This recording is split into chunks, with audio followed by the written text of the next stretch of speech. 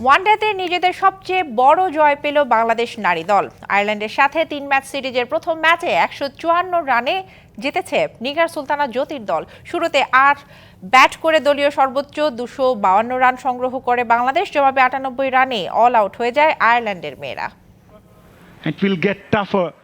Batting, bowling আর fielding সব মিলিয়ে দুর্দান্ত একটা দিন পার করলো বাংলাদেশের নারী ক্রিকেট দল। আয়ারল্যান্ডের সাথে ওয়ানডে সিরিজের প্রথম ম্যাচে ফ্লাইং স্টার্ট জ্যোতিদের। শুরুতে টস জিতে ব্যাট করার সিদ্ধান্ত টাইগ্রেসদের। মিরপুরের ঘরের উইকেটে ব্যাট হাতে রীতিমতো ঝড় তুললেন স্বাগতিকরা। ওপেনিং জুটিতে 59 যোগ করার পর দ্বিতীয় উইকেটে 104 রানের পার্টনারশিপ বাংলাদেশের। ফারজানা হক 68 করে প্যাভিলিয়নে ফিরলেও দিনটা নিজের করেছেন শারমিন আক্তার সুপ্তি। 14-4-এ নিজের ইনিংস সাজানো সুপ্তি আউট হয়েছেন 96 রান করে। বঞ্চিত হয়েছেন নিজের প্রথম আন্তর্জাতিক সেঞ্চুরিটা থেকে। আর সুপ্তির সেঞ্চুরি মিসের এই হতাশা ছুঁয়েছে তার টিমমেটদেরও।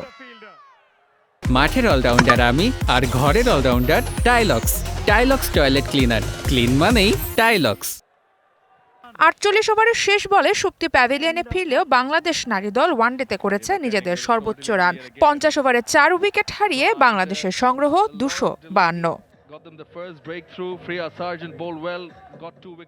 বড় রানের জবাবে ব্যাট করতে নেমে শুরুতেই মারুফার পেসে ধাক্কা খায় আইরিশরা।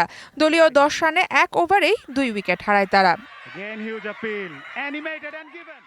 এরপর পরপর 2 রান আউটে বিপাকে পড়ে সফরকারীরা। 59 রানে রান আউট হন আয়ারল্যান্ডের set opener batter Sarah Forbes. এর পরের উইকেটটাও সফরকারীদের গিয়েছে রান আউটে। এরপর আর ঘুরে দাঁড়াতে পারেনি আয়ারল্যান্ড। 98 রানে গুটিয়ে গিয়েছে তাদের ইনিংস। আর বাংলাদেশ নারী দল জিতেছে নিজেদের ইতিহাসের সর্বোচ্চ রানের ব্যবধানে। সারা মাহবুব, ডিবিসি নিউজ ডেস্ক।